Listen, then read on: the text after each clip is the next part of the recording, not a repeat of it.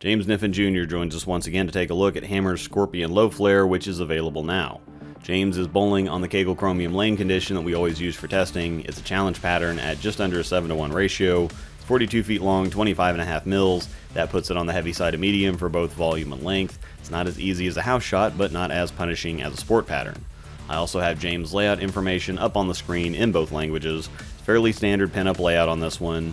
He actually took this ball up to 4,000. After seeing how early and chewy it was out of the box for me, he had a different idea of where he wanted it to fit for him.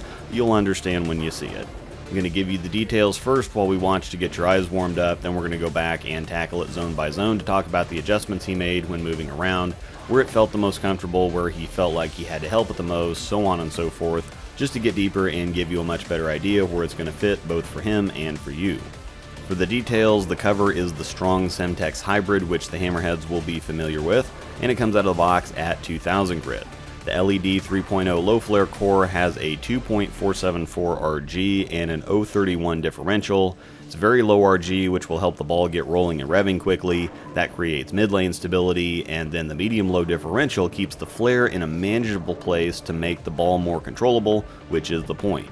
The higher the differential, the more distance there is between the oil lines on the ball, and the more distance there is, the more fresh cover is exposed to the lane on every rotation, which makes the ball more aggressive, which isn't always what you want. The idea here is to give you a strong but controllable ball to help you out on tougher conditions.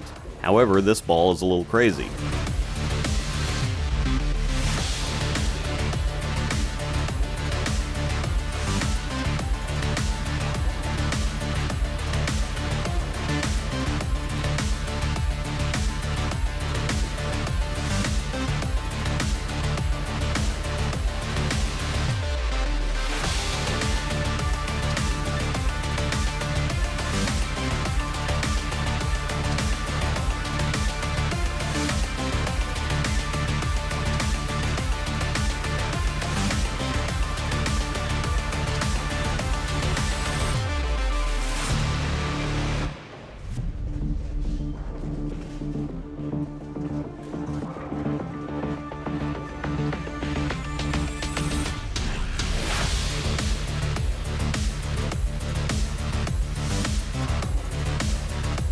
Generally, the idea with a lower flaring ball with these numbers is to give you an IQ Tour type look at whatever strength level you're going for.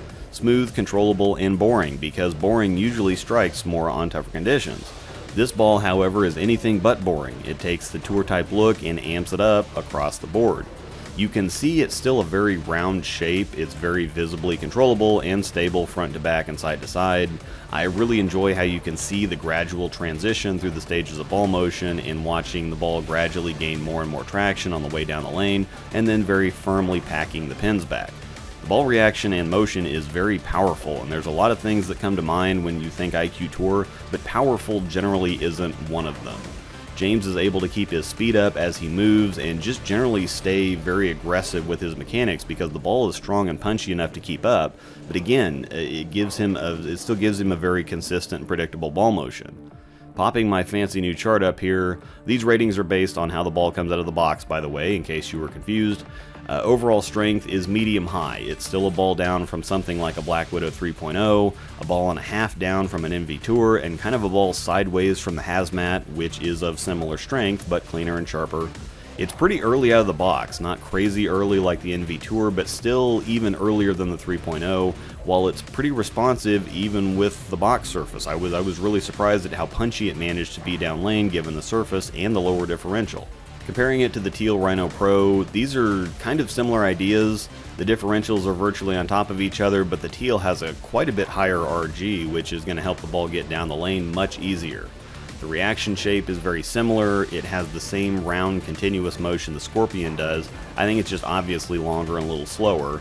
James did have to back off on his speed somewhat to give it a few ticks extra to wind up, but he's not exactly babying it.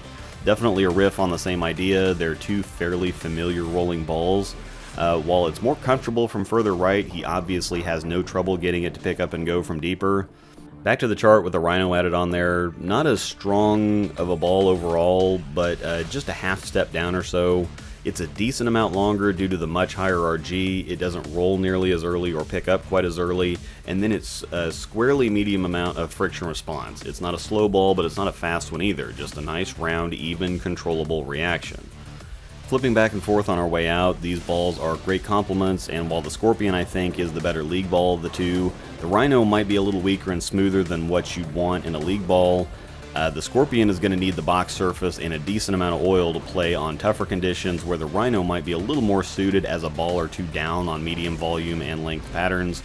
Both these balls are available now, both obviously represent a huge value against their respective price points, and down in the description is a link to Bowler's Mart that will get any of the balls featured in this video ordered for you.